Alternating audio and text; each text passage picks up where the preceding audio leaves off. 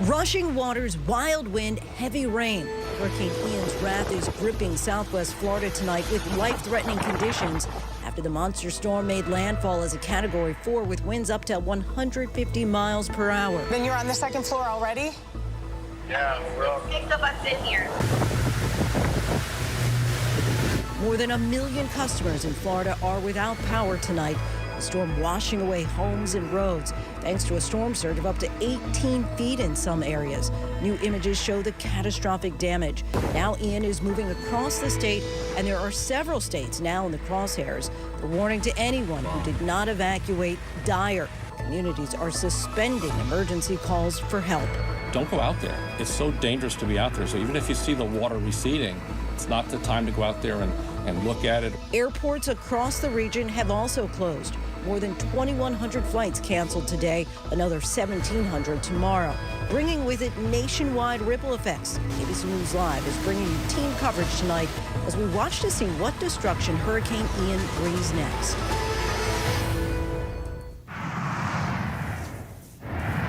Good evening, everyone. I'm Lindsay Davis. Thanks so much for streaming with us. We do begin tonight with Ian's wrath. The monster hurricane is pounding Florida tonight with a catastrophic storm surge, potentially historic rain and up to 150-mile-per-hour winds. All this has left communities underwater, residents in need of rescue, and at least 1 million customers without power. It is going to be a long night ahead in Florida. Right now, Ian is hovering near Punta Gorda and moving slowly toward Orlando. Storm surge in some places could be as high as 18 feet and up to 30 inches of rain. Ian made landfall around 3 o'clock this afternoon as a powerful Category 4 storm near Cayo Costa, a barrier island just west of Fort Myers. The hurricane is slamming Fort Myers right now. You can see this beachfront restaurant underwater and the scene right outside. And then take a look at Naples, where firefighters are conducting water rescues. You can see residents with water up to their chests trying to get to safety. In Valrico, a tree smashed through the roof of a home. A traffic camera captured Ian's second landfall in Punta Gorda, Florida, punishing winds knocking down trees and causing gusting rain. And tonight, the threat is now moving inland as this massive storm hovers over the state. Georgia, South Carolina, North Carolina are also all on high alert. We have team coverage tonight. Our senior meteorologist Rob Marciano leads us off from St. Petersburg. Tonight, entire buildings swept away. Families trapped by floodwaters. Monstrous Hurricane Ian now lashing the Florida peninsula. Oh! Ian roaring on shore as a strong Category 4 with winds of 150 miles per hour. Official landfall, 3:05 p.m. Eastern Time. Hurricane Ian now making landfall, and the wind is just ripping across Tampa Bay.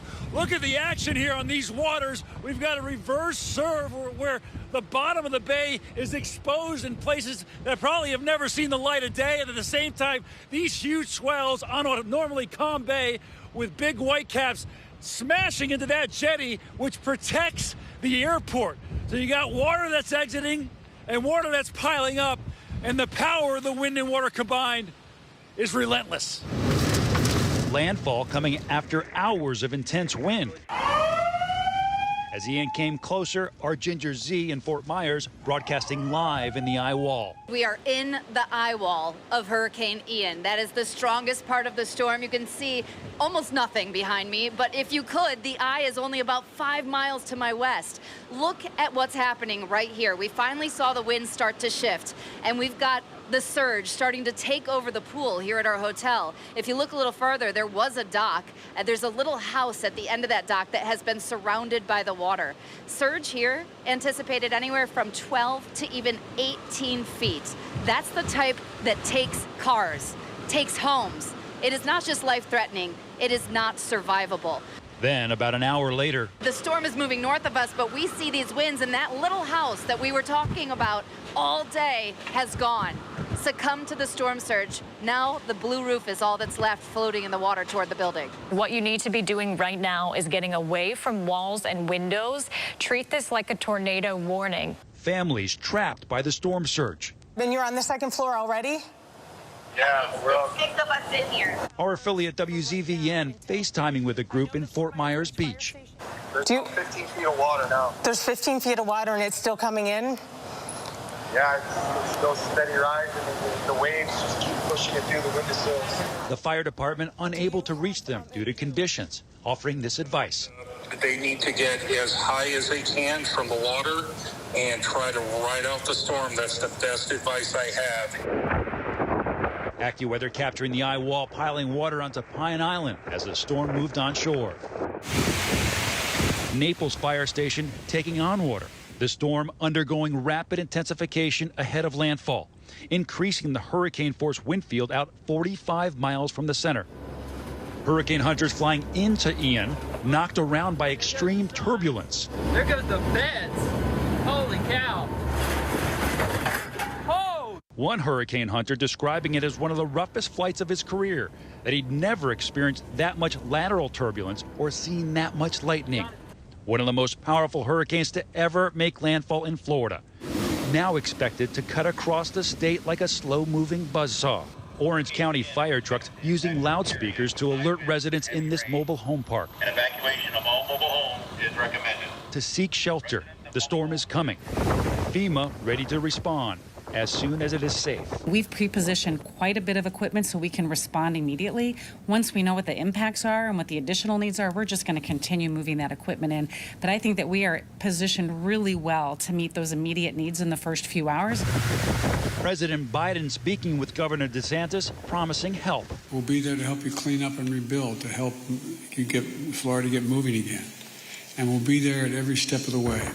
That's my absolute commitment to the people of the state of Florida. This is a really, really significant storm. It will be one of the storms people always remember when they think about Southwest Florida, probably be the big one that they always remember. Certainly, this will be top of mind for some time to come. Rob Marciano joins us once again from St. Petersburg. Rob, thank you for sticking with us all night here. Give us the very latest track and warnings at this hour. Well, we've got a hurricane watch up, Lindsay, for South Carolina. All right, so once this gets through Florida, we got to contend with it coming into South Carolina. But one step at a time. Here are the latest watches and warnings, tropical storm warnings, hurricane warnings remain up. It's still a hurricane. It's still a major hurricane in the middle of Florida right now. And so the entire peninsula, for the most part, is under some sort of tropical warning. And now we have extreme wind warnings that have been pushed inland. These started when it came on shore, and these are posted anytime the wind is expected to exceed 115 miles an hour.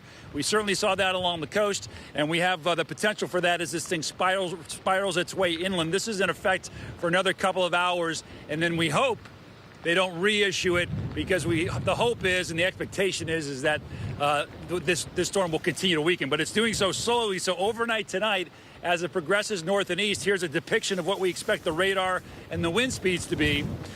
Orlando and Tampa and Vero Beach and Daytona, Jacksonville, everybody seeing winds well over 50 miles an hour with higher gusts, with heavy rain, with saturated grounds. That means trees will come down at the very least. More power will be shut off, and potentially trees coming down at the houses. So think about that if you are watching from Florida in the storm zone, and get a mind's eye on your property and protect your family with what you have to do there. Here's the forecast track now, category 1 by tomorrow morning.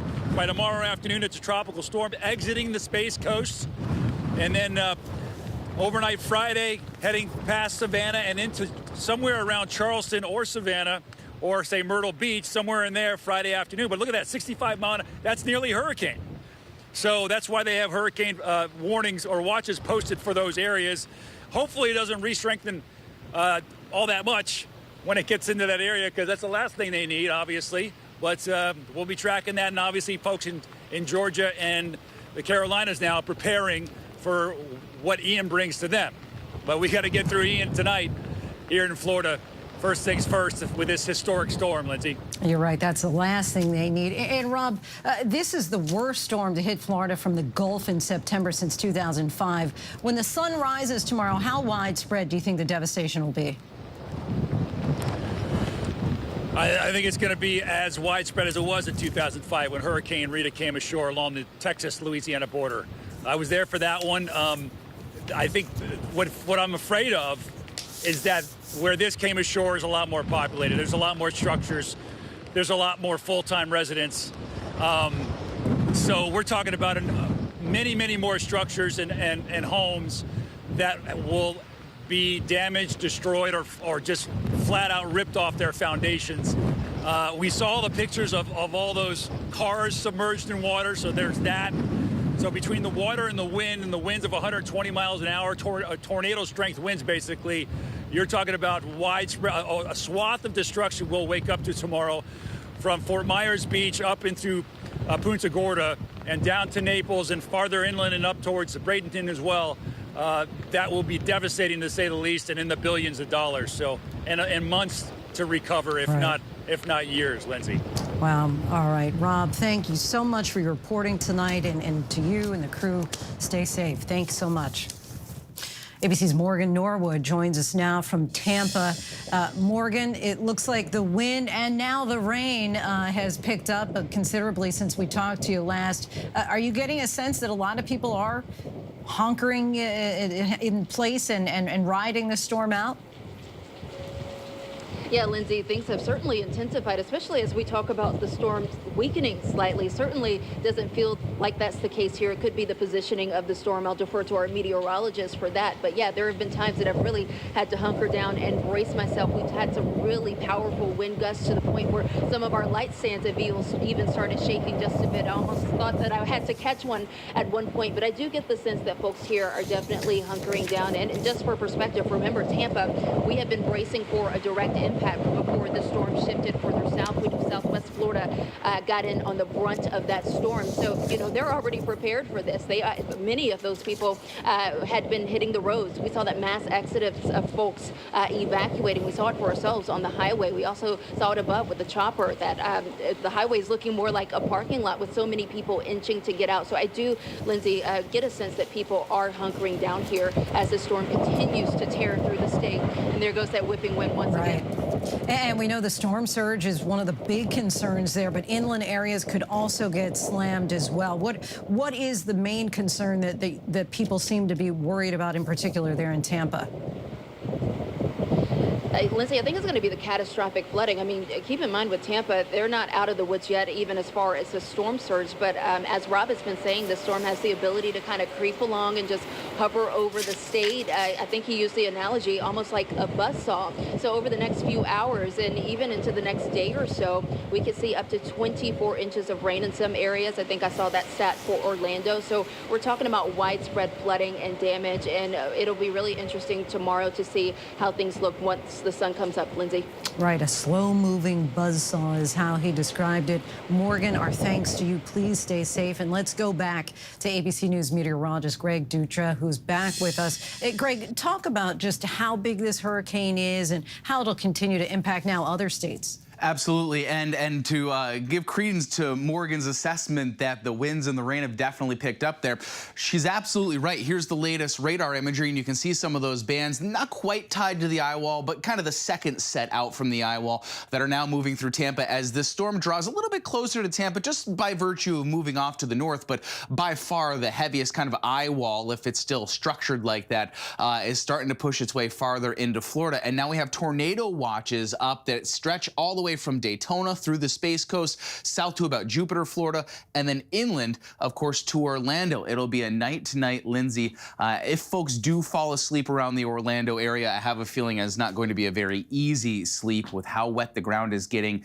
and the fact that those winds are still around hurricane strength, and there are going to be a lot more trees falling, a lot more power going out. Right, and talk about the storm surge as well and the potential for historic rain in some places. That's right, in areas that do not handle rain, nor do they handle storm surge very well. First, on the storm surge, as this system does get back out into the Atlantic, as Rob was talking about, possibly increases to near hurricane strength again, you're going to see the winds whip back around it, and that's going to drive the water back against the eastern seaboard. And the St. Johns River that's out in Jacksonville does not respond very well to that. It is very close to topping the walls at just about every single point, and that is going to likely happen at 3 to 6 feet of storm surge, and that extends all the way up to Charleston, past Myrtle Beach too, and the fact that they're going to see a lot of rainfall with this does not help. Second example, Charleston does not handle severe thunderstorms very well, nor are they going to handle 5 to 10 inches very well. You will see flooding there, flash flooding that occurs in Charleston as the rain continues through the next 48 hours.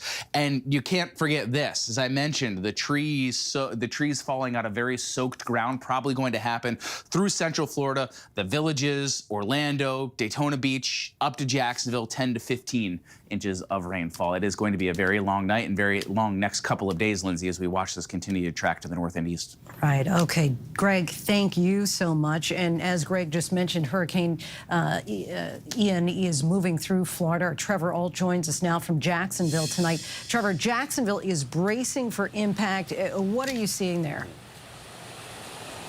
Well, we're seeing a lot of the final prep work happening here, Lindsay. So as we know from our meteorologist, Ian is marching very slowly, moving at a giant's pace, trotting along through Florida, but it's still going to pack plenty of fight by the time it arrives here in the northeastern corner of the state. And we're starting to see these actions now really kicking into high gear. Just a couple moments ago, Jacksonville's mayor just announced 3 very usually popular beaches, Atlantic, Neptune, Jacksonville Beach. Those are all closed for further notice until it is deemed to be safe. And we know that schools were all closed today. A lot of businesses shut down as early as 11, even though we're just now about to start to get into the northernmost outer bands of Ian, and then through the morning is when it's really going to pick up. And as we've seen, as the first places that saw all the rainfall, we're dealing with it all day long. We're expecting that for northeastern Florida tomorrow and maybe even continuing into Friday too. So people have been watching and seeing all the damage to the southwestern portion of the state here. But imagine the strength of a storm that we're talking about. We've got evacuations on both coasts of Florida, the western and the eastern tomorrow, because this thing is so large and it's moving so slowly that the next 36 hours here in Jacksonville are going to be really quite trying, Lindsay. And Trevor, I know you just said that really you're expecting the worst of it in the morning. How much have conditions there changed, though, just in the last few hours tonight? Well, we're really starting to see the rain begin to go. It's not quite there yet. I think actually we're getting like intermittent fits and starts, but I can tell you the most noticeable change right now is it's gotten a lot colder. I mean, it was pretty warm in the mid-80s easily earlier today. It has gotten a lot cooler, and the breeze is picking up too, and especially where you feel it, the St. Johns River flows right through downtown Jacksonville. In extreme weather events, it can flood. And what we're going to be watching for, Lindsay, is the path of this storm and the force of the wind could actually force that river to flow in the opposite direction, and in doing so causes it to flow over top of the bank. So we're expecting to see some flooding here in downtown Jacksonville, which is away from the coastline, and then there's going to be several other cities and beaches that are along the coast on the eastern side here that could easily get 15 inches of rain, not to mention that storm surge too, as they're on more the eastern side of the weather too. So lots of different problems here that the people of Jacksonville are dealing with. It shouldn't be as extreme as what we saw for those communities, Fort Myers, earlier today, but it's plenty that they will have to prepare for. And Trevor, I think you just summed it up so well, just as far as the sheer power of this storm, that it would have the capability to reverse the direction of the water there. Trevor, our thanks to you, and we'll be checking in with you tomorrow, of course. While the impact of the hurricane is always a concern, the deadliest aspect is flooding caused by storm surge. One of the areas bracing for storm surges of more than 15 feet is Fort Myers. ABC's Victor Kendo is there for us tonight. The water rushing into Fort Myers, swamping roads, the tops of cars still visible. But a little more than an hour later, those same cars completely submerged. Water now reaching treetops and roofs. Let's give you a view from our vantage point. That's the storm surge. That's coming right on shore here. Those waves, just incredibly powerful. You can't even make it out right now, but there is a pool directly underneath all of this. Now it is covered in all that debris. You see some floating doors there. This map showing how much of the area has been flooded by storm surge, with the hurricane still raging. Christopher Barcia has lived in Naples for nearly 30 years, recording this video from his front door today. That house halfway underwater, there goes my car floating away. Inland flooding, the deadliest component of hurricanes for the past 30 years. Hospitals in the area prepared for the worst. Several now on lockdown, their doors shut to protect patients and staff until the storm passes. Backup generators on hand to continue vital services with the power out. Victors, our thanks to you. Joining us now is the Rear Admiral Brendan C. McPherson, 7th District Commander with the U.S. Coast Guard. Thank you so much for your time during what I can imagine is a really busy time. You are, of course, the point person in charge of rescue efforts with the Coast Guard in Florida. What are you hearing right now from your teams trying to rescue residents? Yeah, hi, Lindsay.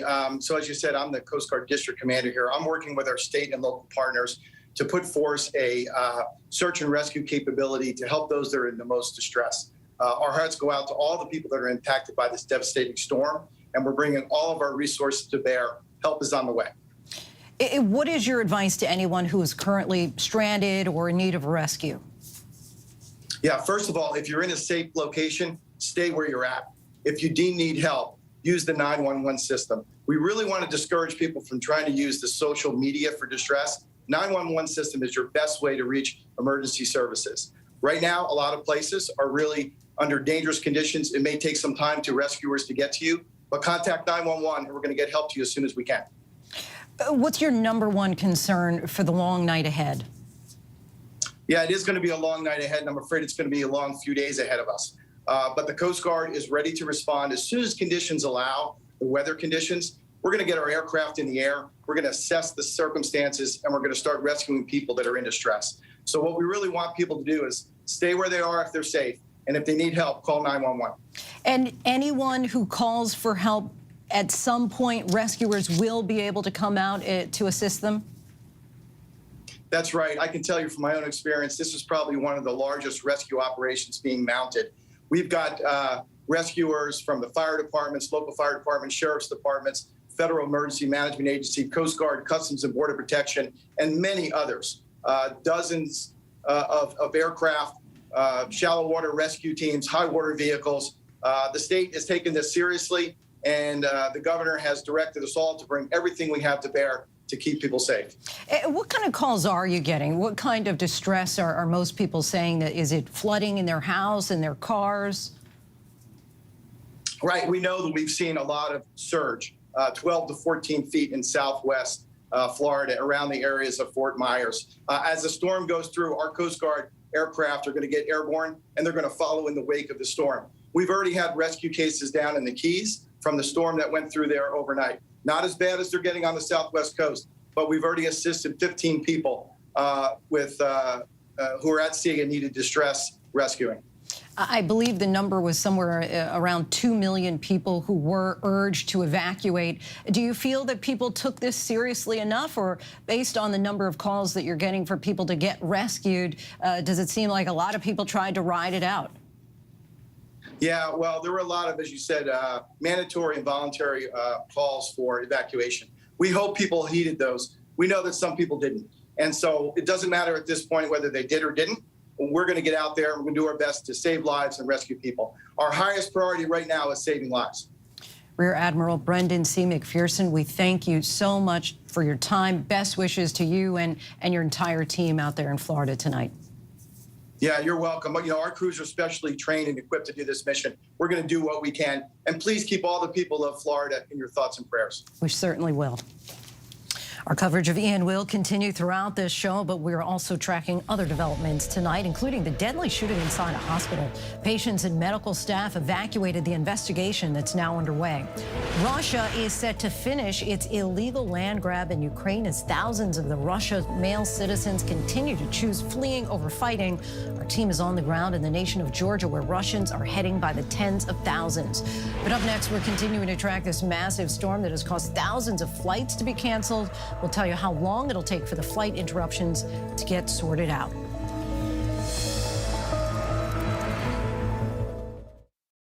This is ABC News Live.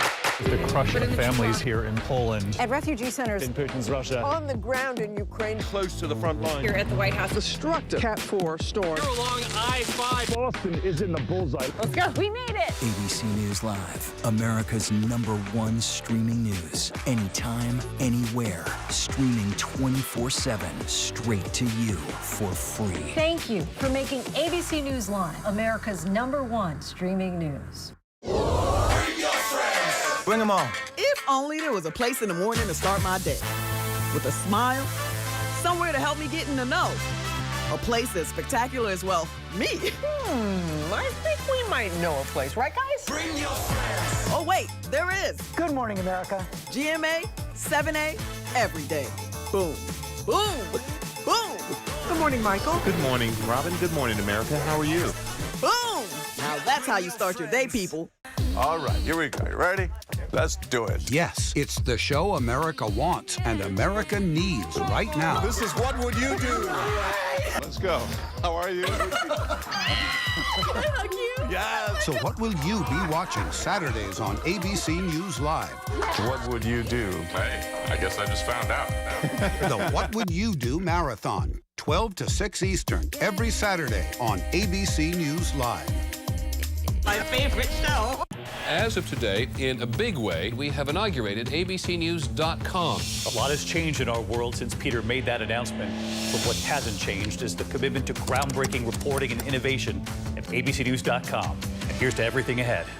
This is ABC News Live Prime. Thanks so much for streaming with us. Live reporting, breaking news, exclusives, award-winning, powerful, eye-opening. ABC News Live Prime with Lindsay Davis. Streaming weeknights. ABC News is America's #1 news. #1 in the morning. #1 in the evening. The #1 news magazine on Friday nights. The #1 daytime talk show. And #1 in streaming news. ABC News, America's #1 news.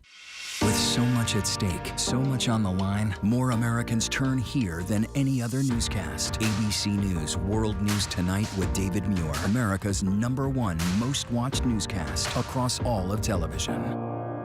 It was an extraordinary story. A computer salesman was supposed to report to prison to begin a 17-year sentence. They let him turn himself into jail with no escort. No one thought he would run. How do you evade capture for 25 years? How do you do that? Now, join the search, following the U.S. Marshals as they uncover new leads in a global manhunt. Can you help catch this fugitive? Have you seen this man? Have you seen this man? Have you seen this man? Listen and join the all-new hunt wherever you get your podcast. Investigators are on the scene after at least 6 people were injured during a shooting at a school in East Oakland, California. Parents were urged to pick up their children after the incident. It's unclear just what started it all. This comes after Oakland experienced 9 people shot and killed in the last 9 days. Now back to our coverage of Hurricane Ian. We know it's moving through Florida. Our Janae Norman is in Orlando for us tonight. Janae, give us a sense of what the conditions are like there now. Well, Lindsay, we're certainly starting to hear really more than anything, I think the wind. We're getting the rain coming down, but we're starting to see more of that wind, more of the blowing of the palm trees, being able to see more of the wind like rushing over the tops of the roadways behind me. And certainly in our hotel, you can hear the rain kind of slamming into the windows more now. So we are expecting all of that to ramp up tonight. We know that as the storm does move through Central Florida and really over parts of Central Florida, that it's going to be the rain and the wind that local officials here are most concerned about. And of course, we know that that could go on all night long, especially into the morning, Lindsay. You see, you had to add the hood on top of the baseball cap at this point. A lot of people from southern Florida fled to that area to try to escape the storm, but now they're bracing for impact. How is the city responding to this influx of people? Well, you know, they expected it because so many people, it seems, have heeded those warnings, did heed those warnings in southwest and western parts of the state, and many people pushed towards this area more inland, hoping to get away from Hurricane Ian, but it turns out that the storm is just going to meet them here. So a number of hotels just are filled with people. I know our hotel is almost filled to capacity, but local officials tell me here that they're prepared for that. They're ready for that. The hotels here can withstand what they're expecting. So I mean, they expected more people to come. They did. More shelters have opened. But because of the, Orlando is such a big tourist area, so many people would come to the area just to visit, let's say, the themed parks. Those parks closed today. They will be closed tomorrow. So those are some of the things that have happened around here to try to, anyone who was here, get them home as soon as possible if they could. Anyone who came here when they left home are now hunkering down and ready to ride out the storm here in Orlando, Lindsay. All right, Janae, our thanks to you, and of course, stay safe. And of course, air travel has also been impacted with thousands of flights canceled and multiple airports shut down throughout the Sunshine State. ABC transportation correspondent Gio Benitez is in Tampa for us. Gio, how long could we expect these travel disruptions to continue? Well, Lindsay, like you said, just about every major airport in this state has been affected by this, many of them shut down. No doubt about it. It is going to take days to get them back up and running. They have to get the evacuated staffers, for example, to come back and be able to get the airport operational again. It is not something that you can do by just flipping a switch. We know now that the FAA is telling us that airports in Fort Myers, Tampa, and Orlando, they won't reopen until at least Friday around noon, with one exception, of course, if there's damage. Because if there is damage, that's a whole different story, and it's going to take longer to reopen them. But we won't know that until this storm clears through the state and they're able to really assess that. That's why they're giving the FAA is giving them time to really look at that until Friday around noon. And so we're going to look at that. But no doubt about it, this isn't just a Florida story. These closures will have an impact at airports all across this country, Lindsay. And Gio, we know that you grew up with hurricanes in Florida. You've certainly seen a lot of them, experienced them firsthand. What makes this one so different? I think, Lindsay, it's the sheer size of this storm. We're talking about a hurricane, a very powerful hurricane that really took up most of the state, right? It is a huge portion of the state. We looked at that eye wall. That was a 40-mile wide eye with a 20-mile eye wall. That is an extraordinary amount of geography that it covers. And even though it's weakening now, we just found out from the National Hurricane Center that it's now a Category 3, doesn't matter because it is still so huge. It is still so powerful. We're talking about winds of 125 miles per hour. And as we're looking at this, yes, of course, over land it weakens. But one of the things we notice with other hurricanes is that they weaken very quickly. In this case, this weakening isn't happening so quickly. It's really starting to creep up, but it's not happening fast enough to destroy the structure of the storm. And that makes it very, very different because this is impacting a huge amount of people, Lindsay. Right, very slow moving. Gio Benitez, stay safe. Of course, our thanks to you. ABC News meteorologist Greg Dutra back with us once again. Greg, give us one final look at Ian's track for tonight. Yeah, and we're going to do through tonight. First, the latest update that we just got in from the National Hurricane Center, now lowering it even more from a Category 3 down to a Category 2 with winds of 105 miles per hour. But as we've been talking about all day, category honestly does not matter at this point here. This is still a very dangerous storm. We watched it as it tracked across the Antilles. We watched it as it made its northern track. And we watched it as everybody compared it to Irma and compared it to Charlie. But as we've been saying the whole time, it has not been like Irma or Charlie. Charlie was compact. It zipped across the state. Irma was still a pretty good storm, but this is even bigger than Irma with high winds and heavy rainfall. And look at this. It does follow a very Charlie path, but instead of going all the way up the East Coast, it kind of curves back in right around Charleston. And that is what we have to watch through the overnight into Friday, perhaps even into the first portion of the weekend here as it continues to give torrential rain. And what is going to be a big problem here, storm surge along the eastern seaboard, where they could see 3 to 6 feet of basically surge from the storm as it moves off of the East Coast again and pushes water back in the St. Johns around Jacksonville. Tornado watch is also out for their overnight hours as this cruises across the peninsula. That's for Orlando, north to Daytona, through the Space Coast, and then all the way south to Jupiter, Florida. Still a very long night ahead, Lindsay. And of course, we're going to keep tracking this in the days to come. Greg, thank you so much for sticking with us all night. Really appreciate it. No problem. Still ahead here on Prime, Katie Couric reveals her battle with breast cancer. The cringe-worthy comments made by President Biden today as he tried to give a shout out to a lawmaker who recently died. You have to hear it, and then the cleanup attempt after. And we'll also look at the size and scope of Hurricane Ian by the numbers. But first, our tweet of the day from Duke Energy showing the cavalry lying to wait to restore power to the million-plus people without power in that state.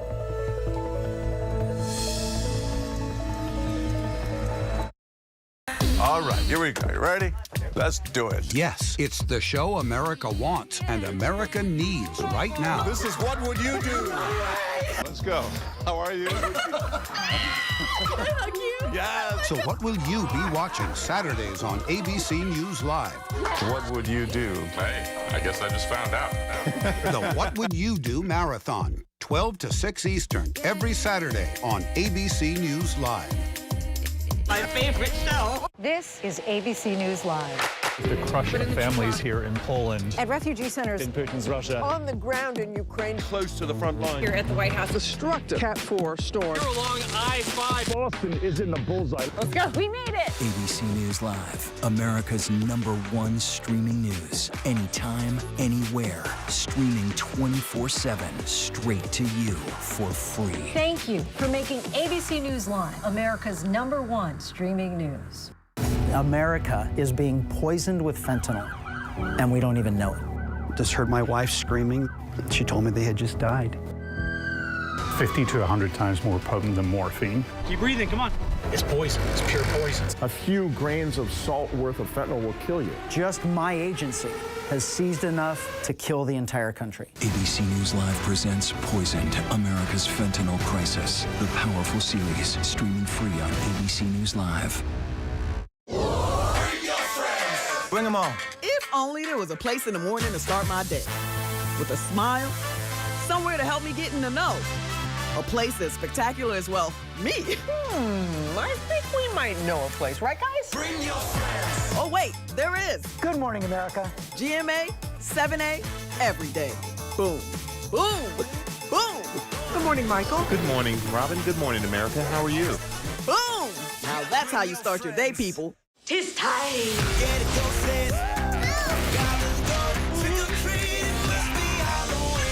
Why was I cursed with such idiot sisters? Just lucky, I guess.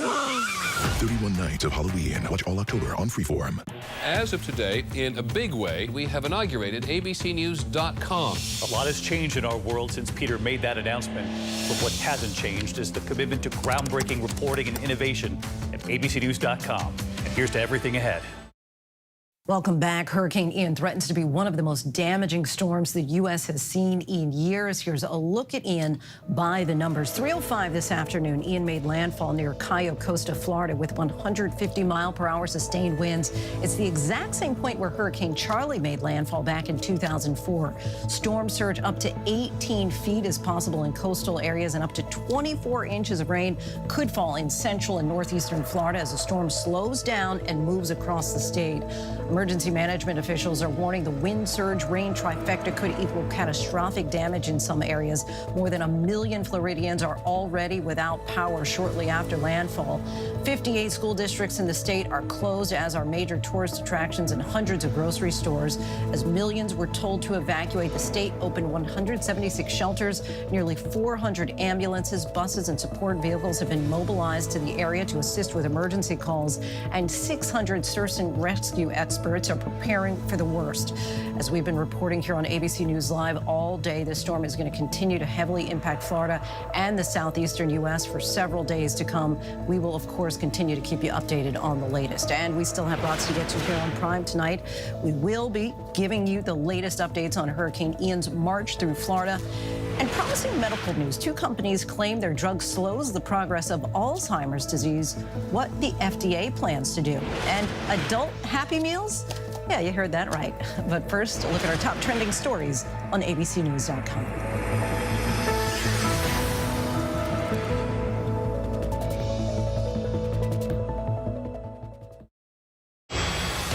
With so much at stake in our world right now, we wanted to thank you for your trust and for making ABC News America's #1 news. And thank you for making ABC News Live America's #1 streaming news. Now streaming on ABC News Live 2020. True crime, cinematic, real-life drama, stunning, the unthinkable. Follow the clues, The Hunt. True crime 2020. Now streaming on ABC News Live. National parks are incredibly safe places, but crime will happen. Hey, Mama. My wife has fallen. She's in really critical condition. At that time, I thought it was just a tragic accident. There's still a lot of questions we need to ask. There were small things that didn't totally add up. This is 2 lives for Harold that have died now. I was shocked. Something's not right.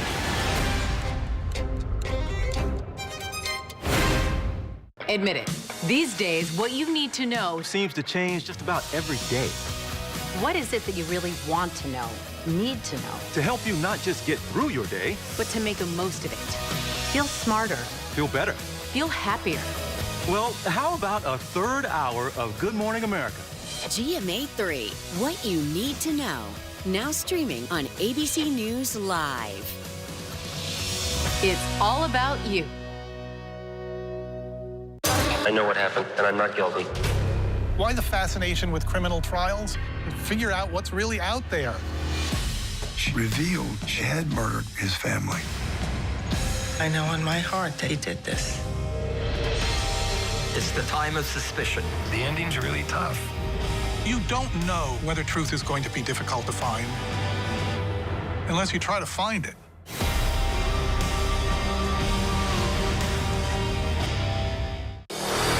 America's #1 news, ABC News. Most watched, most trusted, and streaming live to you anytime, anywhere, and free. This is ABC News Live, America's #1 streaming news. Free to you 24/7. Watch America's #1 news whenever you want it, wherever you are, anytime. ABC News Live, streaming live and free on all platforms.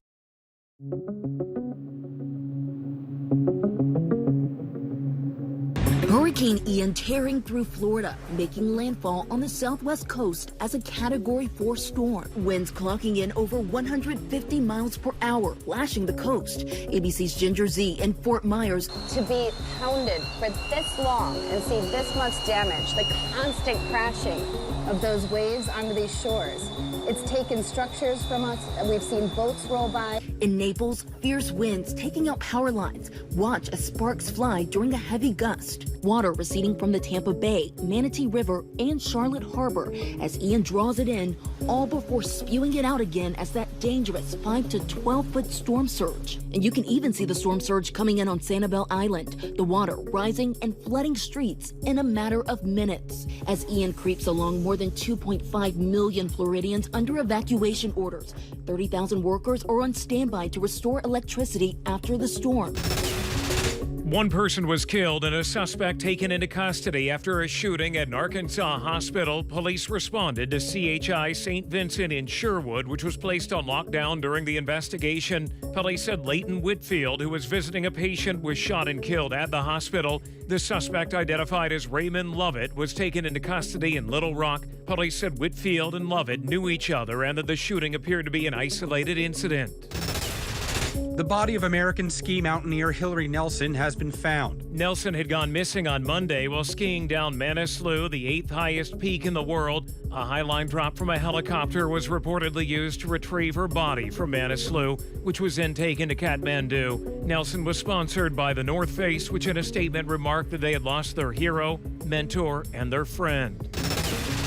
A strange moment for President Biden at the White House's conference on hunger, food, and nutrition. The president was naming members of Congress involved in the issue, but one specifically raised eyebrows. Representative Jackie, are you here? Where's Jackie?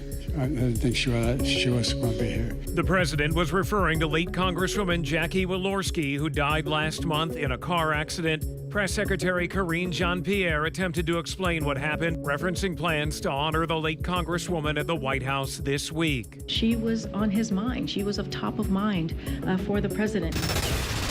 Veteran journalist Katie Couric says she's been diagnosed with breast cancer. In an article posted on her website, Couric writes that her cancer is highly treatable and that she's already had a lumpectomy and has completed radiation treatment. She also wrote she was 6 months late for a mammogram at the time and that she shuddered to think what might have happened if she put it off longer. Couric is now stressing the importance of early detection and is urging people to get their annual mammogram.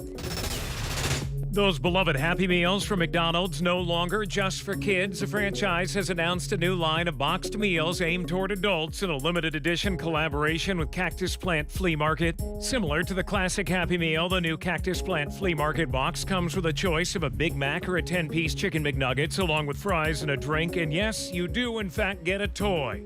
Customers could find classic McDonald's characters like Grimace, Hamburglar, or Birdie, as well as the new Cactus Buddy. The new meals are available beginning October 3rd.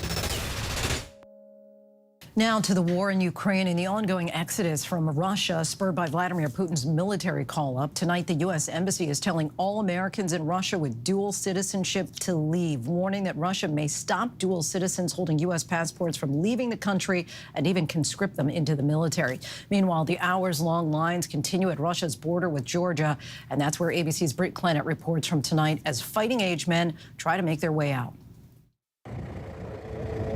With a step across the border, fear turning into relief. Thousands of military-aged Russian men finally reaching the Georgian checkpoint after a harrowing trek from their hometowns, all to avoid being sent to fight in Putin's war in Ukraine.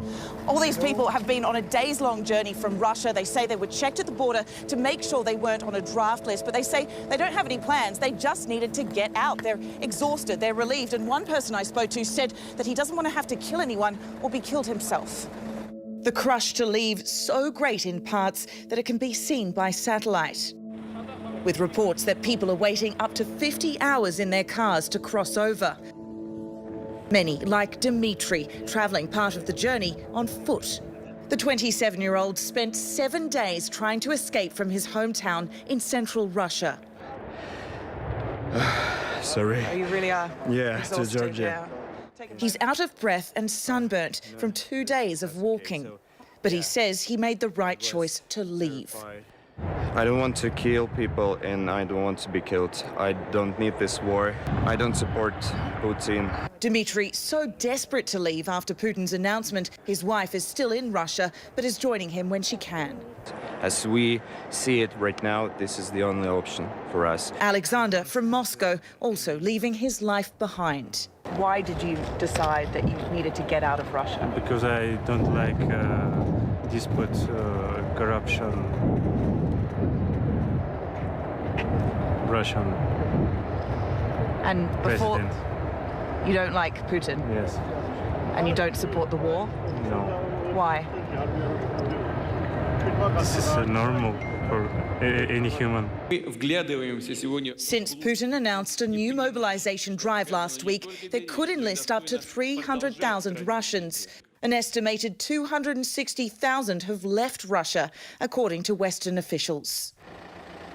Up to 100,000 estimated to have crossed into Georgia alone, and not everyone's welcoming Russians with open arms.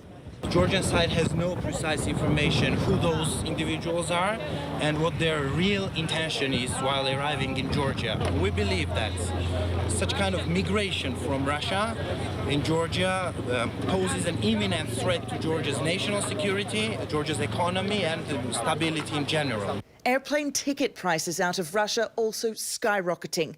All flights out of Moscow now sold out, as some Russians fear nearby borders could be closed. Today, the US also urging all dual US-Russian citizens to leave and telling Russians fleeing the draft that they are welcome to apply for asylum. As limited options still remain to get out of the country, anti-war sentiment is growing.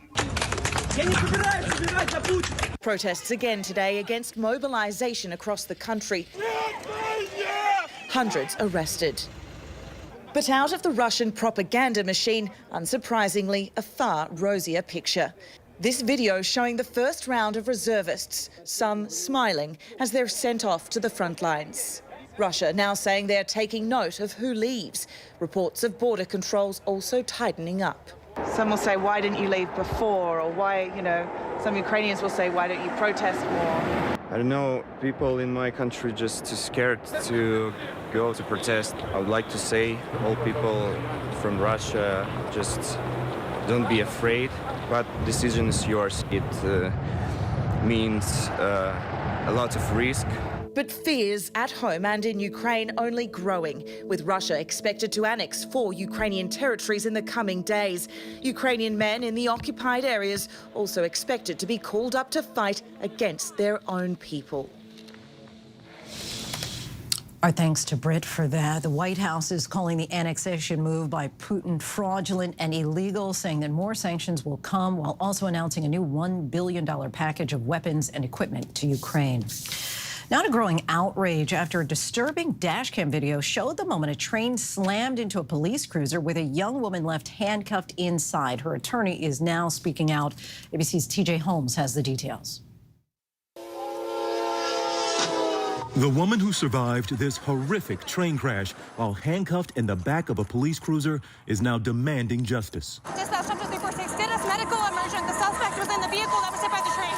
Authorities say 20-year-old Irini Rios-Gonzalez was being detained for an alleged road rage incident. The police cruiser she was placed in was parked on active train tracks. The police cruiser is smashed and thrown upon impact. It's incredibly dangerous to park on train tracks. That should have just never happened. According to her attorney, the September 16th incident left Rios-Gonzalez with numerous injuries. She woke up in the hospital. She has a fractured tibia, a broken arm. She had 9 broken ribs. The edited 8-minute video released by police begins at 7:49 at night, with police pulling over Rios-Gonzalez, stopping her and leaving the police cruiser on the tracks. Turn around! Turn around! Put your hands up higher. 7:51, with guns drawn, police order her out of her vehicle. You're coming back to the sound of my voice. A minute later, she's handcuffed. Where are you taking me? We're taking you to the car. She's put in the back of that police cruiser that the officer had parked on the tracks during the stop. Ma'am, what's going on? I'll tell you in a second. Things are so confused. While Rios-Gonzalez waits in the back, handcuffed, the officers return to search her vehicle. The train can be heard approaching. So she could have tossed something back. Tossed it out the window? She could have, out that window back. The train horn eventually catches the officer's attention. One officer looks back and runs. The cruiser is hit. Rios-Gonzalez still handcuffed inside. The officers then call for help and rush to the car. She noticed the train horn and the train whistle and started to struggle. She tried frantically to get the officers' attention. The Colorado Bureau of Investigation tells ABC News it's looking into the actions of police. One Platteville Police Department officer is now on administrative leave. When police take someone, we call it into custody. It's your charge to make sure that they're safe, and they failed. Our thanks to TJ for that. Tonight, 2 companies claim their new drug slows the progress of Alzheimer's disease and reduces cognitive decline by 27% when compared to a placebo. Now the FDA is weighing authorization. ABC's Ariel Reshef has more on this promising medical news.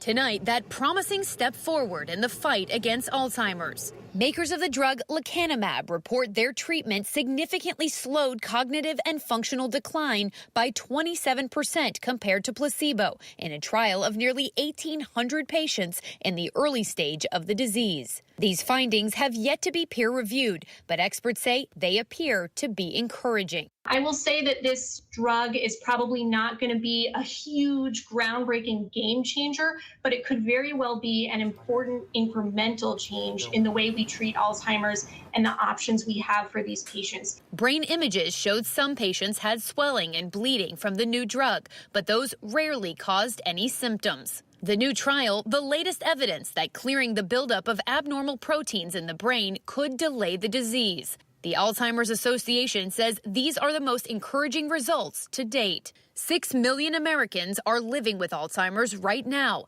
That number predicted to more than double by 2050. Lindsay, the drug makers will release more data in November. The FDA already reviewing their application for approval. A decision is expected in January. Lindsay? Promising news indeed, Ariel. Thank you. More than 33 million people live in the country of Ghana, which gained independence from colonial rule 65 years ago. And recently, an influx of Black Americans have moved there to connect with their history. Our own Robin Roberts went to Ghana to learn more and connect with one of the stars of the highly anticipated Black Panther sequel. Ghana, with its echoing drum beats, rich rainforest, expansive beaches, and deep-rooted history, is now ready to take center stage. Tonight, the Global Citizen Festival comes to Ghana for the very first time. Host Danai Guerrera welcoming 20,000 fans in person. Audiences tuning in worldwide.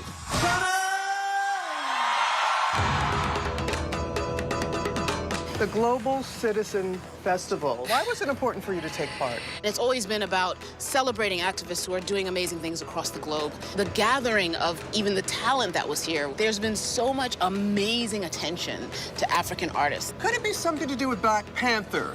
Why do you feel it had such an impact? The world was ready to really take in Africa in a whole new way, in a way that shows our specificity, our excellence, our diversity, our coolness, you know. It really gave an esteem to the continent and an attention from the world that I think it was ready for.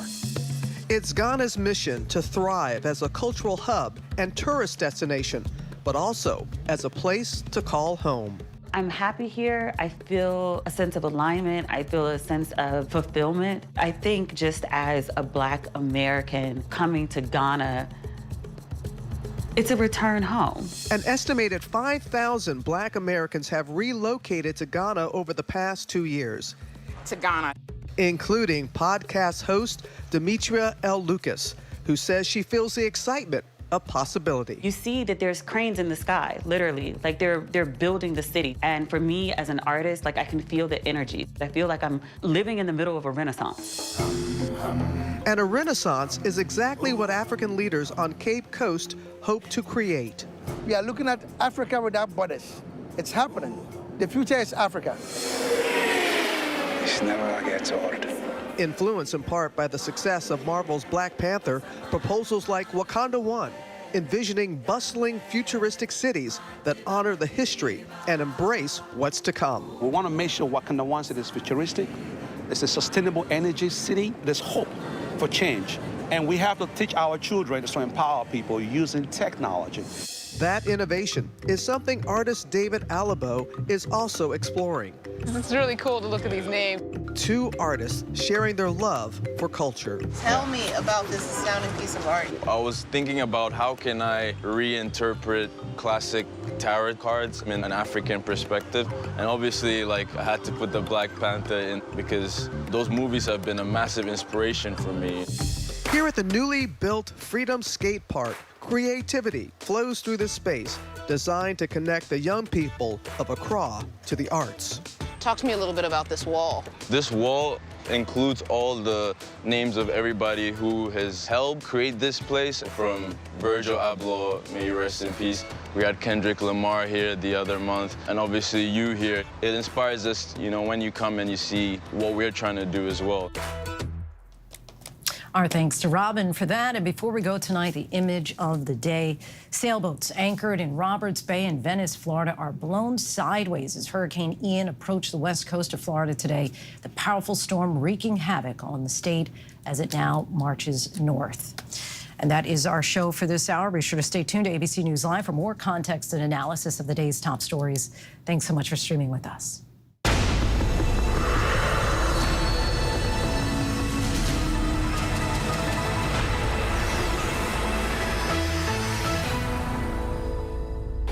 Coming up in the next hour, we're staying on top of a few things. Hurricane Ian is bearing down on Florida, bringing catastrophic storm surge, torrential rain, and strong winds. We have team coverage of conditions in the state as the powerful storm marches inland.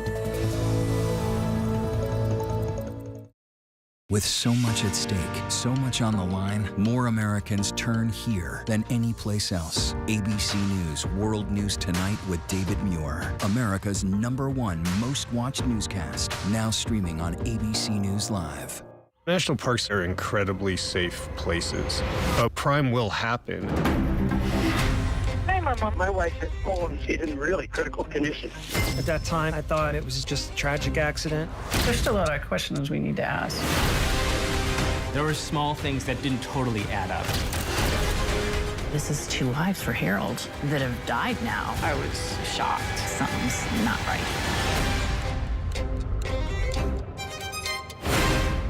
Admit it. These days, what you need to know seems to change just about every day. What is it that you really want to know, need to know? To help you not just get through your day, but to make the most of it. Feel smarter. Feel better. Feel happier. Well, how about a third hour of Good Morning America? GMA 3, what you need to know. Now streaming on ABC News Live. It's all about you. America's #1 news, ABC News. Most watched, most trusted, and streaming live to you anytime, anywhere, and free.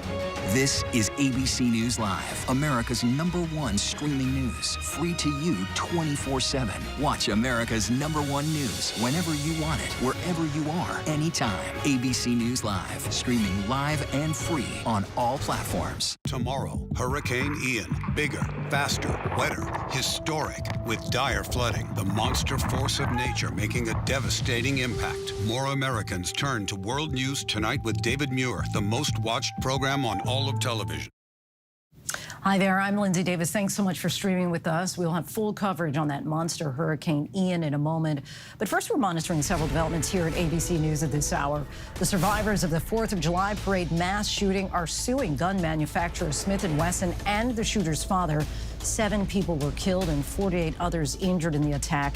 Court documents filed today claim that Smith & Wesson has, quote, deceptively and unfairly marketed its assault rifles in a way designed to appeal to the impulsive, risk-taking tendencies of civilian, adolescent, and post-adolescent males. The lawsuit says the shooter's father is responsible because he sponsored the shooter's state firearm card. R&B singer R. Kelly has been ordered to pay at least $300,000 in restitution to 2 victims of his sex trafficking and racketeering scheme. Both women testified in his trial and claimed the disgraced artist knowingly gave them herpes.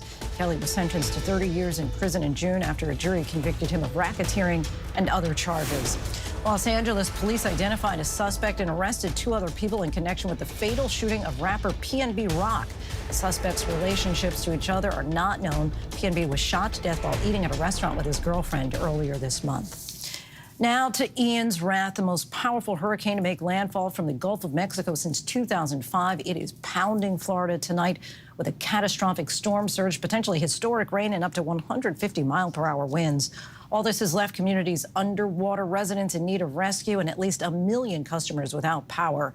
It is going to be a long night ahead in Florida. We have team coverage. Senior meteorologist Rob Marciano reports from St. Petersburg, Florida. Tonight, entire buildings swept away. Families trapped by floodwaters. Monstrous Hurricane Ian now lashing the Florida peninsula. Ian roaring on shore as a strong Category 4 with winds of 150 miles per hour. Official landfall, 3:05 p.m. Eastern Time. Hurricane Ian now making landfall, and the wind is just ripping across Tampa Bay. Look at the action here on these waters. We've got a reverse serve where the bottom of the bay is exposed in places that probably have never seen the light of day. And at the same time, these huge swells on a normally calm bay with big white caps smashing into that jetty, which protects the airport. So you got water that's exiting and water that's piling up, and the power of the wind and water combined is relentless. Landfall coming after hours of intense wind. As Ian came closer, our Ginger Z in Fort Myers broadcasting live in the eye wall. We are in the eye wall of Hurricane Ian. That is the strongest part of the storm. You can see almost nothing behind me, but if you could, the eye is only about 5 miles to my west. Look at what's happening right here. We finally saw the wind start to shift, and we've got the surge starting to take over the pool here at our hotel. If you look a little further, there was a dock, and there's a little house at the end of that dock that has been surrounded by the water. Surge here anticipated anywhere from 12 to even 18 feet. That's the type that takes cars, takes homes. It is not just life-threatening, it is not survivable. Then, about an hour later, the storm is moving north of us, but we see these winds, and that little house that we were talking about all day has gone, succumbed to the storm surge. Now the blue roof is all that's left floating in the water toward the building. What you need to be doing right now is getting away from walls and windows. Treat this like a tornado warning. families trapped by the storm surge. Then you're on the second floor already? Yeah, we're all 6 of us in here. Our affiliate WZVN FaceTiming with a group in Fort Myers Beach. There's 15 feet of water now. There's 15 feet of water and it's still coming in? Yeah, it's still steady rise, and the waves just keep pushing it through the windowsills. The fire department unable to reach them due to conditions, offering this advice.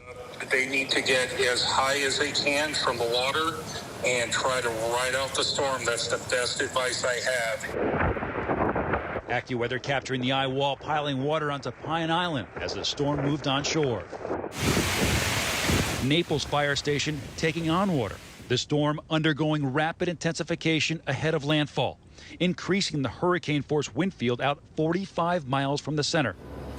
Hurricane hunters flying into Ian, knocked around by extreme turbulence. There goes the fence. Holy cow. One hurricane hunter describing it as one of the roughest flights of his career, that he'd never experienced that much lateral turbulence or seen that much lightning. One of the most powerful hurricanes to ever make landfall in Florida, now expected to cut across the state like a slow-moving buzzsaw. Orange County fire trucks using loudspeakers to alert residents in this mobile home park. An evacuation of all mobile homes is recommended. To seek shelter. The storm is coming. FEMA ready to respond as soon as it is safe. We've pre-positioned quite a bit of equipment so we can respond immediately. Once we know what the impacts are and what the additional needs are, we're just going to continue moving that equipment in. But I think that we are positioned really well to meet those immediate needs in the first few hours. President Biden speaking with Governor DeSantis, promising help. We'll be there to help you clean up and rebuild, to help you get Florida get moving again. And we'll be there at every step of the way. That's my absolute commitment to the people of the state of Florida. This is a really, really significant storm. It will be one of the storms people always remember when they think about Southwest Florida, probably be the big one that they always remember. Making quite an impression for sure. Rob Marciano is with us once again in St. Petersburg. Rob, first off, just give us Ian's latest track.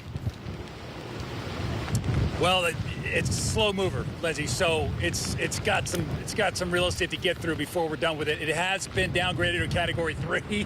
Now we're down to under 120 miles an hour. That's the good news, but obviously the conditions aren't at least improving here. Want to go through some of these numbers real quick, Lindsay, because these are impressive. And Governor DeSantis mentioned that this is going to be a storm that everybody down here remembers, and these numbers are striking. 128 mile an hour gusts in Punta Gorda, 132 at Port Charlotte, 126 Redfish Pass, and then Sanibel and Naples, who just got crushed by Irma a couple of years ago. They're in it as well. All right, the extreme wind warning has been pushed to the east inland. As you can see, the center of that spiral and the heaviest rainfall moving now across central Florida. And the tornado watch remains in effect as well for the east coast of Florida, from just north of West Palm Beach up the Space Coast, Cape Canaveral, Palm Coast, and includes Orlando through at least 1 a.m. They'll probably extend that at the very least to the north and east. And here's what it's going to look like with the radar and our wind gusts. Winds are going to gust over 50, 60, 70 miles an hour in some of these bigger cities. And the rain's going to be heavy too. Tomorrow morning, Jacksonville, Daytona, going to see a strong storm surge up the Johns River and parts of Georgia and the Carolinas too. So what happens after this eventually gets through Florida and hopefully weakens to a tropical storm. Friday, we're looking at it to traverse the coastline up towards South Carolina and make another landfall there as a strong tropical storm. So we're not done with this yet for sure. And I'm afraid when we wake up tomorrow, Lindsay, and we start to see the pictures coming out of Fort Myers, Naples, Punta Gorda, Port Charlotte, it's given what this storm had and some of the pictures we've already seen, it's just going to be sheer destruction and lives torn up. It's going to be heartbreaking stuff and a long road to recovery yet again for parts of Florida. Lindsay. And Rob, you've covered so many hurricanes over the years. Is this period right now when the storm starts to weaken slightly and people let down their guards particularly dangerous? It is. I mean, we all do. I do it. You know, once a storm reaches a peak and then makes landfall and starts to weaken, you just start to think, oh, okay, this thing's over. That's just human nature. But when you start off with a strong Category 4, you know, that's a high bar to start with. So this one is obviously not letting up here. And overnight, in the dark, these sort of winds, heavy rain, you're going to see trees coming down. We're going to see more power outages. We're going to see, you know, very dangerous conditions overnight tonight and through the day tomorrow. So yeah, important for people not to let their guard down, but it's tough. It's tough to scream that from the hilltops. Just hopefully that people make it through the night safely, Lindsay. Right, and we are anticipating you will be able to get to safety very soon now. Rob, thank you so much as always. While the impact of the hurricane is always of concern, the deadliest aspect is flooding caused by storm surge. One of the areas bracing for storm surges of more than 15 feet is Fort Myers, Florida. ABC's Victor Oquendo is there for us tonight. The water rushing into Fort Myers, swamping roads, the tops of cars still visible. But a little more than an hour later, those same cars completely submerged. Water now reaching treetops and roofs. Let's give you a view from our vantage point. That's the storm surge. That's coming right on shore here. Those waves just incredibly powerful. You can't even make it out right now, but there is a pool directly underneath all of this. Now it is covered in all that debris. You see some floating doors there. This map showing how much of the area has been flooded by storm surge, with the hurricane still raging. Christopher Barcia has lived in Naples for nearly 30 years, recording this video from his front door today. That house halfway underwater, there goes my car floating away. Inland flooding, the deadliest component of hurricanes for the past 30 years. Hospitals in the area prepared for the worst, several now on lockdown, their doors shut to protect patients and staff until the storm passes. Backup generators on hand to continue vital services with the power out. And Lindsay, I spoke with the main hospital system in this area, Lee Health. They tell me that their biggest concerns are maintaining power, water, and oxygen. The surge is starting to slowly recede, but as you see those waves behind me, there is still a long way to go. Lindsay? Victor, thank you. And now we want to welcome Jamie Rome, Acting Director of the National Hurricane Center. Jamie, thank you so much for joining us. The hurricane has made landfall and has left southwest Florida. But what kind of dangers can a hurricane bring as it leaves an area? As it moves across the central Florida peninsula here, you can see that this heavy band of precipitation, we're actually getting estimates of 4 to 5 inches of rain per hour. That's an astonishing rate, likely producing flash flooding as the center sort of crawls across the Florida peninsula. And southwest Florida is experiencing storm surge. We've been talking about that all night. How long could those last? Probably it's until the center moves away. What happens is when the water gets shoved that far inland, it kind of gets stuck for a little while, especially as the flow wraps around the hurricane and just sort of holds it in there. So it might be tomorrow before some of that water recedes. And Hurricane Ian is now making its way across Florida. What can cities like Jacksonville expect? Heavy rain and wind as the center, see if we could switch images here.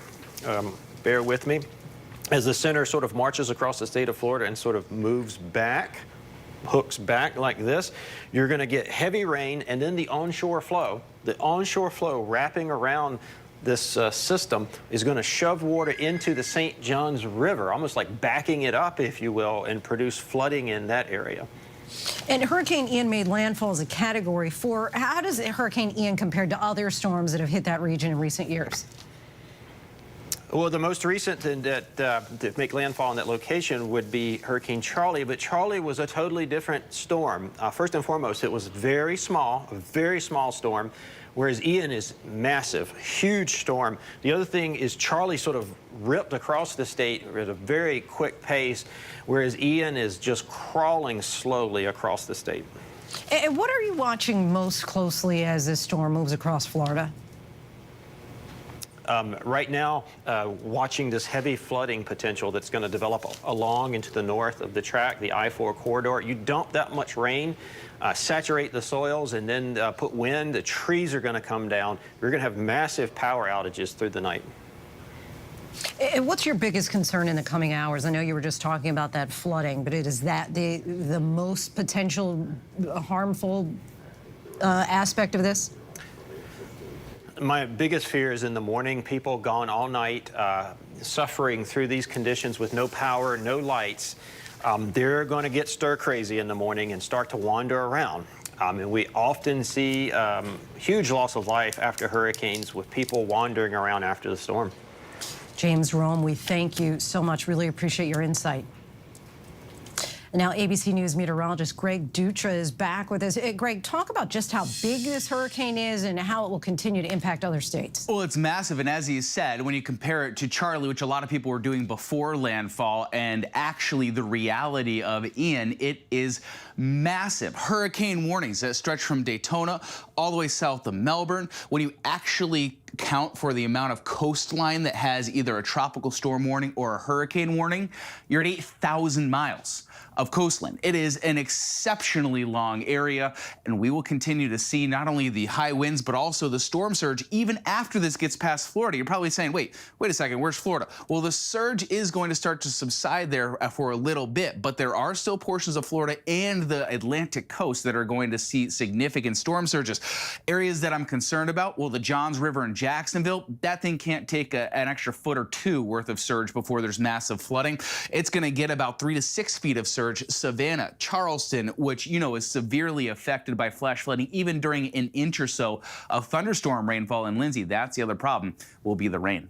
And talk about the storm surge and the potential for historic rain in some places. Yeah, well, that's right. The storm surge, and then you have to add on that rainfall. So adding that rainfall on is a whole nother level. As I said, Charleston does not handle severe thunderstorms very well. I've been there for, an inch or 2 inches worth of rainfall. All of downtown floods. And granted, they've done some good jobs mitigating that in recent history, but they're going to see 5 to 10 inches of rain. So will Savannah, so will Brunswick, so will Jacksonville.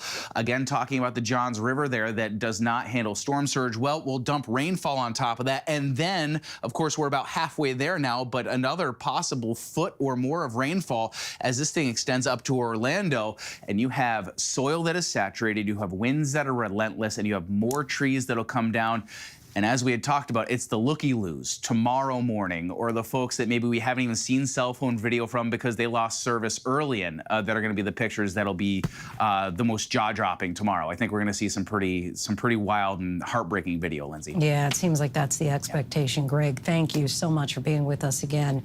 And joining us now is Marco Island City Manager Michael McNeese. Michael, thank you so much for joining us. How are things so far in Marco Island?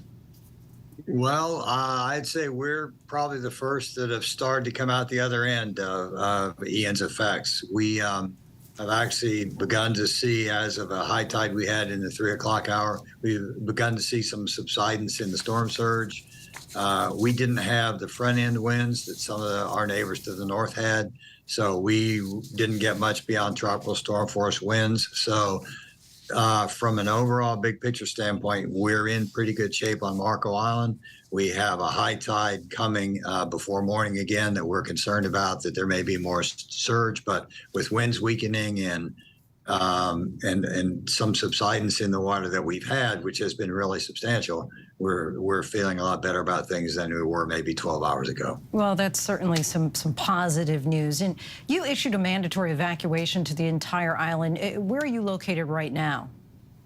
I'm on Marco Island. We, the responders stay here. We can't really do what we have to do if we're not here. So we have a fairly secure facility here in our police department, and we're working out of it. And have you heard any reports from police and fire rescue regarding calls for help from people who didn't heed the warnings and didn't evacuate for whatever reason? Yes, we've heard from a number of people throughout the day and have responded to some specific circumstances where people needed assistance, and we were really limited in where we could go, and most of our roads were flooded, and so, but we were able to help some folks who found themselves in bad circumstances and provide refuge for some people. And so we've been in that pretty much all afternoon has been the mode that we've been in, trying to help the people that we could and keep communication going as long as we could about exactly what was happening. For the most part, though, do you think that people did evacuate after you asked them to? Well, I don't have any hard count, but I would say that the majority of people probably did not evacuate.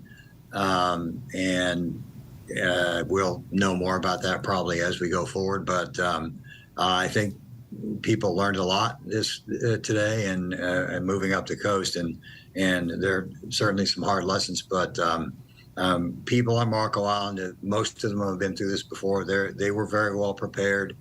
And so we're waiting to find out how we look when daylight rolls around tomorrow, but hope that we're in good shape. And when daylight rolls around tomorrow, what's the first order of business as far as recovery? Well, we start to get out as soon as we can to clear the roads. And first we have to assess the water and where are the roads closed and where do we need to clear debris.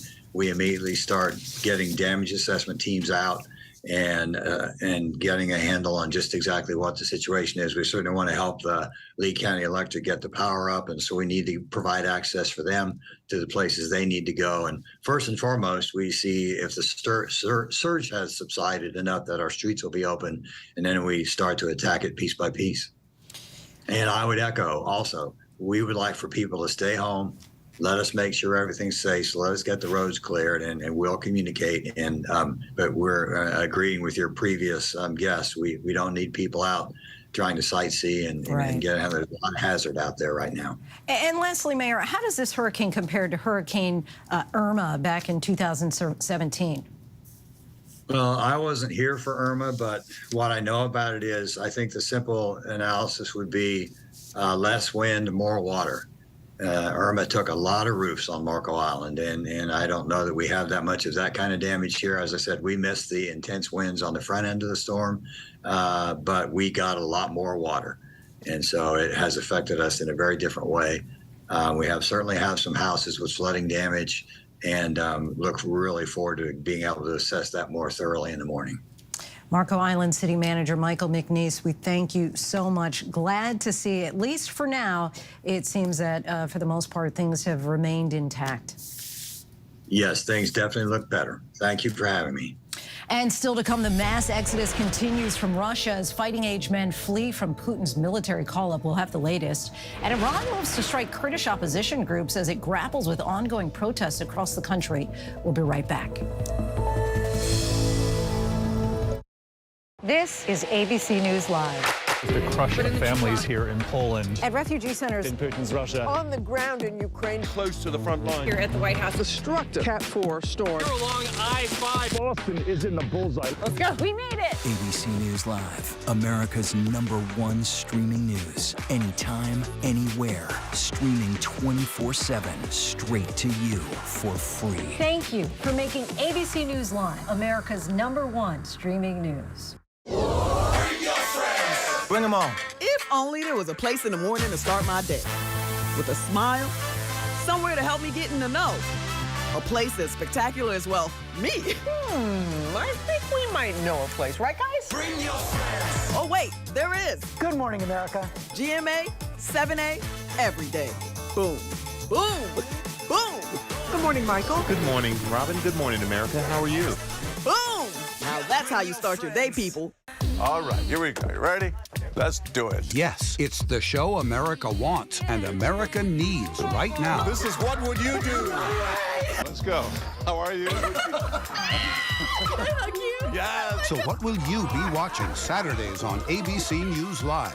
What would you do? Hey, I guess I just found out. The What Would You Do Marathon, 12 to 6 Eastern, every Saturday on ABC News Live. My favorite show. as of today, in a big way, we have inaugurated abcnews.com. A lot has changed in our world since Peter made that announcement. But what hasn't changed is the commitment to groundbreaking reporting and innovation at abcnews.com. And here's to everything ahead.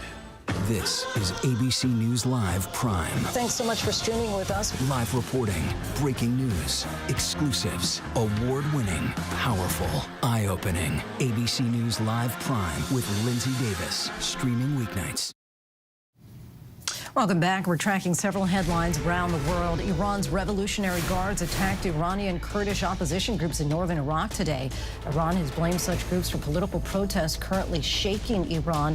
Iraqi officials say the missile and drone attacks killed at least 9 people and wounded 32 others, but they say those numbers are likely to rise. Iranian officials vow to continue striking the region. The Bank of England is taking emergency action to try to stabilize markets after the government's new fiscal plan sent borrowing costs soaring and the British pound sinking to record lows. The bank plans to purchase £65 billion in government bonds in the coming weeks. They said the extraordinary measure is necessary to prevent a meltdown in the pension sector and shore up the country's financial stability. Switzerland's glaciers lost 6% of their volume this year. That's the fastest melt rate since monitoring began more than 100 years ago. The Swiss Glacier Monitoring Network report says the heavy losses are the result of exceptionally low winter snowfall and back-to-back summer heat waves. The extreme melt has revealed rock that was buried for millennia, bodies of lost climbers, and even a plane that crashed decades ago. Next to the other major headline this evening, the U.S. is urging all dual-citizen Americans living in Russia to get out. They are warning them that being a citizen of the U.S. may not help avoid getting drafted for the war. This as the Pentagon is promising more aid to Ukraine. ABC's chief international correspondent Ian Pannell has the latest from Ukraine. Tonight, all Americans living in Russia warned to leave immediately amid rapidly rising tensions over the war in Ukraine. The U.S. Embassy issuing an alert warning that Russia may stop dual citizens holding U.S. passports from leaving the country and even conscript them into the military. Meanwhile, the exodus over Putin's military draft is growing. Hundreds of thousands have fled across Russia's borders. ABC's Britt Clennis is at the crossing into Georgia. All these people behind me have been on a days-long journey from Russia. They say that they don't have any plans, but they just needed to get out. Many of them are relieved, they are exhausted, but they say they had no choice. Dmitry spent 7 days trying to escape Russia, breathless from 2 days on foot crossing into Georgia.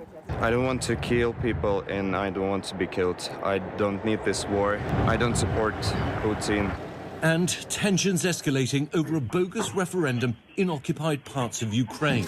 Putin's expected to use the results to declare the regions are now part of Russia as early as this Friday.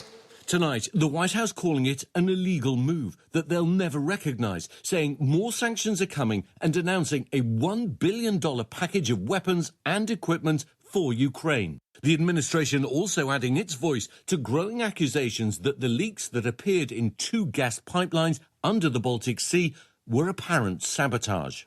Lindsay, the administration calling this latest annexation move by Russia outrageous and fraudulent. Interestingly, in this new aid package they've announced are 18 new HIMARS rocket systems. Remember, these are the American weapons that have already made such a big difference on the battlefield. Lindsay? Ian, thank you. And still to come, we'll have one more look at Hurricane Ian's path of destruction. We're back in 90 seconds.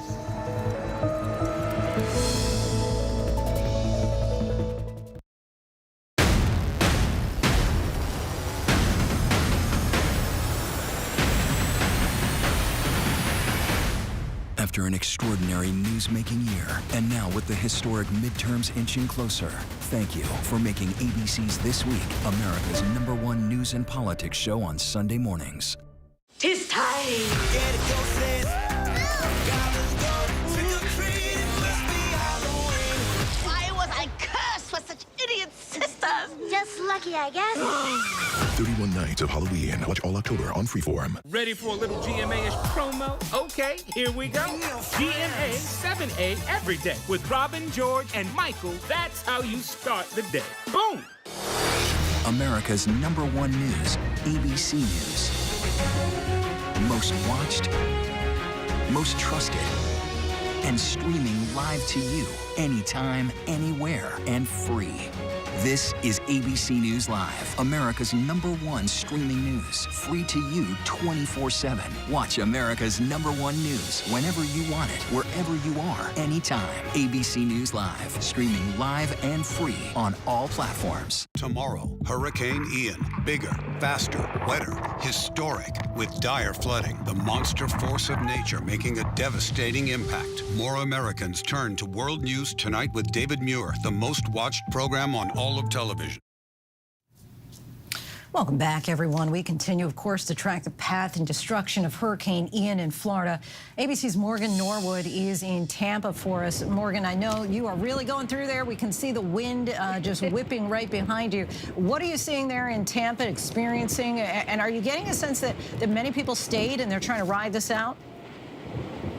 Yeah, Lindsay, we've really been taking a beating all day, and I honestly think that though the storm has slightly weakened, now a Category 3, it's almost intensified, at least in terms of the conditions. There have been times that I've literally had to brace myself for some pretty strong gusts, and I mean, if you look just behind me, it is really tearing these palm trees to shreds.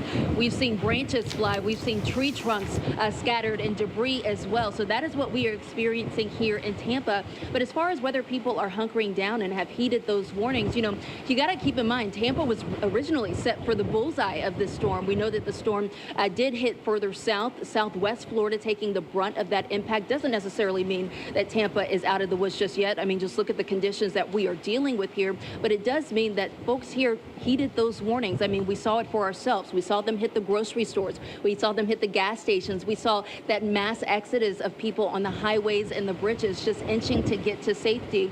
And for those who did not, you know, we've heard the governor say all day long and stress this, you need to hunker down because there are shelter-in-place orders, especially for those in those danger zones. And really quickly before we let you go, we know storm surge is the biggest concern, but inland areas could obviously get slammed as well.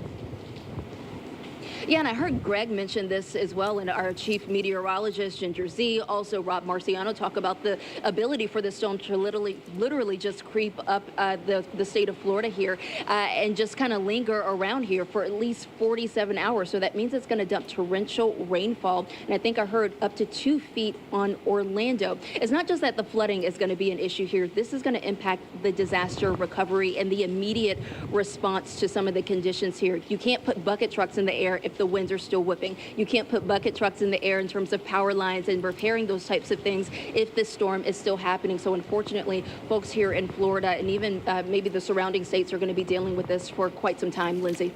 All right, Morgan Norwood, stay safe. Our thanks to you. And that is our show for tonight. Be sure to stay tuned to ABC News Live for more context and analysis of the day's top stories. I'm Lindsay Davis. Thanks so much for streaming with us. Have a great night.